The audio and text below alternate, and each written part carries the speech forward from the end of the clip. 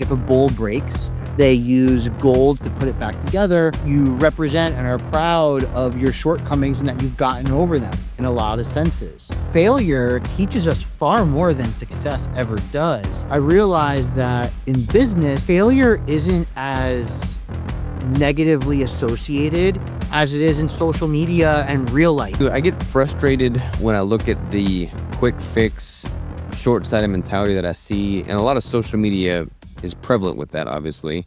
I mean, the viral content, people, in one sense, it's cool to be able to see what people's attention is on and have a really clear pulse on that. But then it's kind of disheartening because you see what people's attention is on. It's like, where is the long game approach mentality that we all should benefit from and would benefit from?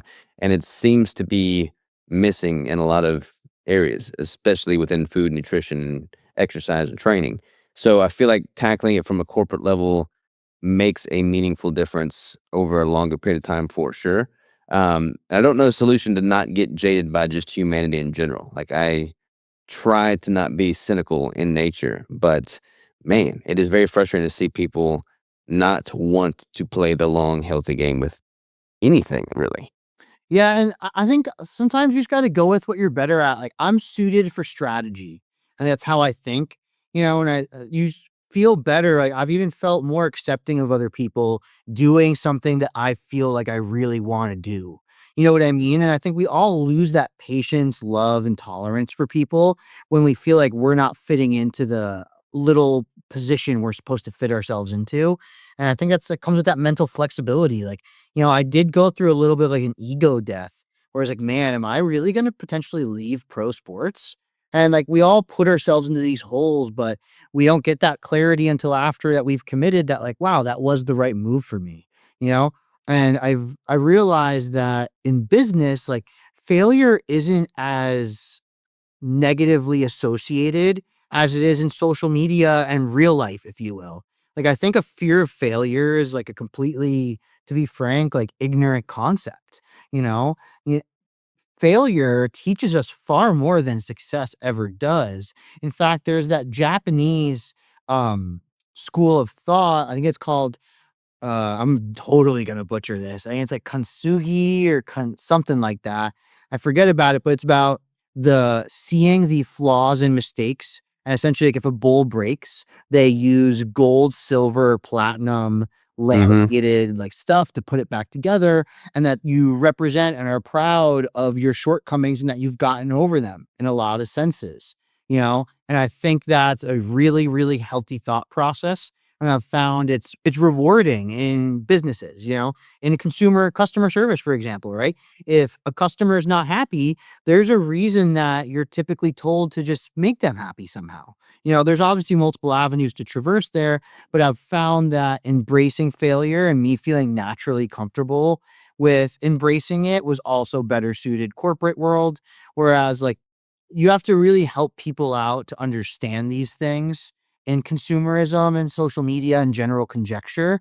And that just wasn't where I felt most useful. Yeah.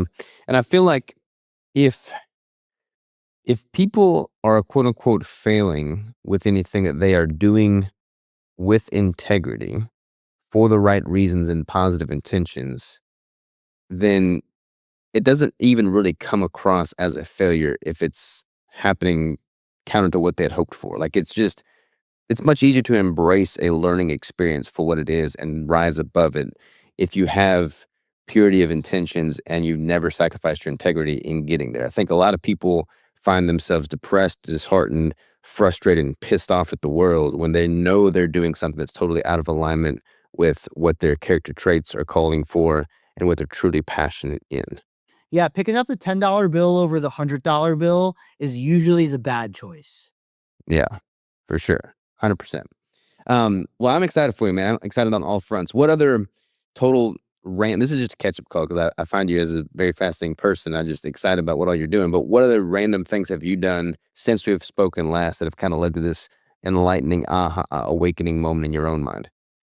Um, I would say I've had a big eye-opening experience in terms of nutrition. I felt that like there was always a reason, of course, behind everything I was eating. And like it's like how many carbs or fats should I have at this meal? And like, oh, did I exercise enough to eat this today?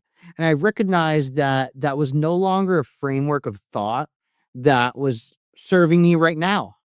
And I was actually struggling more with body composition, proper eating, and and training when I was forcing myself in that framework to be hyper rigid, worried about the exact macros. And that's just not where I'm at in life right now.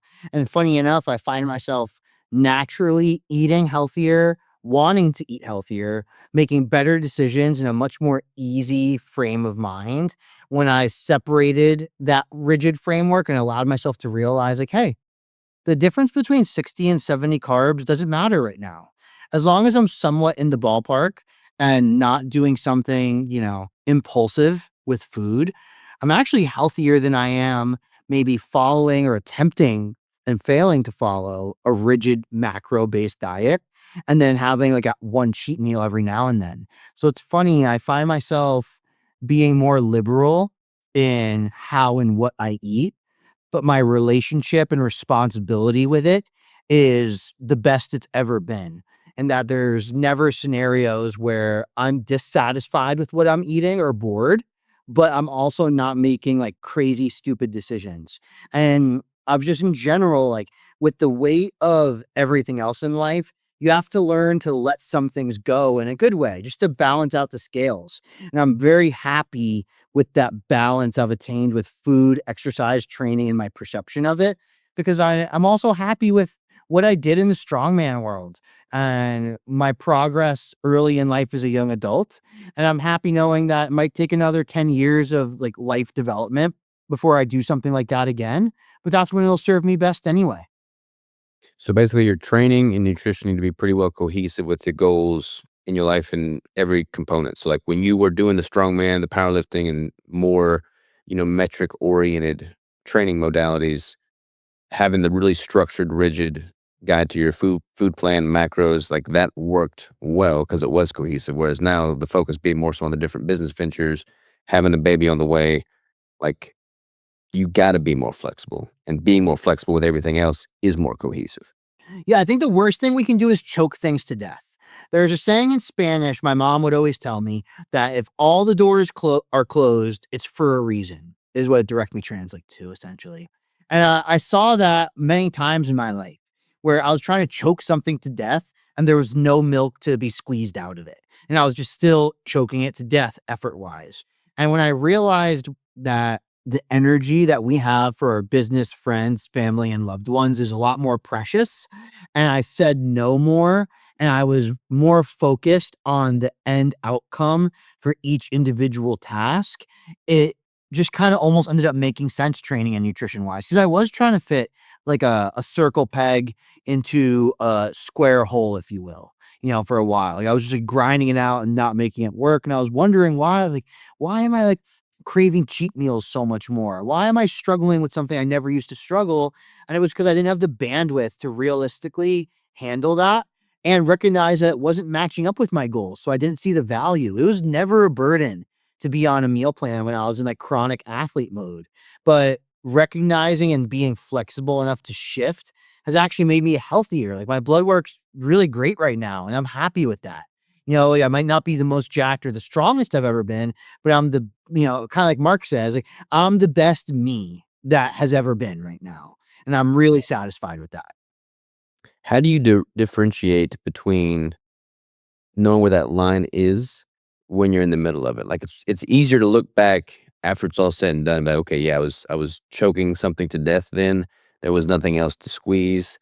But when you're in it, like what are your KPI metrics, so to speak, to know okay, this is me needing to push a little bit harder. I'm almost to the cusp of it. Let me just grind it out to the finish line. Or, man, this is not the best plan of action or use of my resources right now. Like, how do you differentiate between two?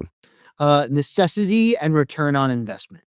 So if it's something that's an absolute necessity versus not, I think that as a business owner should make a big difference in how you handle something.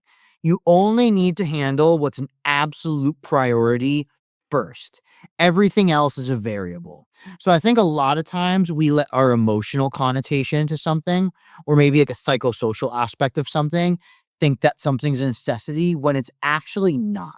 The line between necessity and conditional is quite large. It's not like the, blurring between like, right or wrong, friend or best friend. Those are gray area, right? If something's a necessity, it's obvious. Secondly, is return on investment. If you're not getting sufficient juice for your squeeze, you have to really question why you're doing something. So, with the food thing, for example, I was like, I'm worried about hitting my macros and being on the meal plan I want to be on right now. And I was like, well, am I making weight for something? Where's the necessity here? Well, my necessity is survival. It's like, okay, so it's pretty low on the necessity list for food. So then it becomes return on investment. I felt my return on my investment food wise was low. So I asked myself, how can I get more out of less? And I think this two-step process is a wonderful buffer that I apply to everything. So I was like, all right, like obviously some other goals include longevity, your waistline, feeling good, being happy with like your body and your fitness, like that weird guy thing. Like if someone broke into my house right now, you think I could mess them up? You know what I mean? Like every guy thinks about that, right? You know, hitting those check boxes doesn't require like my best go super brain plan, right? In fact, I would love to get a return on my investment, if you will. That's like tenfold theoretically, right? I barely have to think about my nutrition now, and I'm good, and I'm not fat, and I'm like active, and I feel good, and it feels like it costs me nothing. Right. Yeah. So I think about it in terms of marketing, right? The best marketing scheme is the one that provides actual clients to you. And this still has not changed to this day. It's word of mouth and networking relationships. There's no more powerful marketing tool. Mark Zuckerberg would love for us to believe otherwise. There's no more powerful marketing tool than how people remember you and the service you provided them. That's the entirety of how I've literally made my career up until this point. You know me. I've never been like a rah-rah. In fact, I don't even post about the athletes I've worked with ever. I've never made one social media post about a corporate executive, a corporate team, or a professional athlete that I've worked with. And it's on purpose because that speaks volumes to them in terms of my relationship with them, how I view them, how they view me, and the service I provide. So, what's a stronger marketing tool? Someone telling you, hey, man, this guy did X, Y, and Z for me, or a social media ad. Additionally, it's completely free, you know? So, recognizing what I was getting out of things was something that helped me prioritize my life and my schedule really early on. Thank you for watching this episode of The Savage Clip. If you want to see the full blown deep dive, check out the full episode here, and I'll see you there.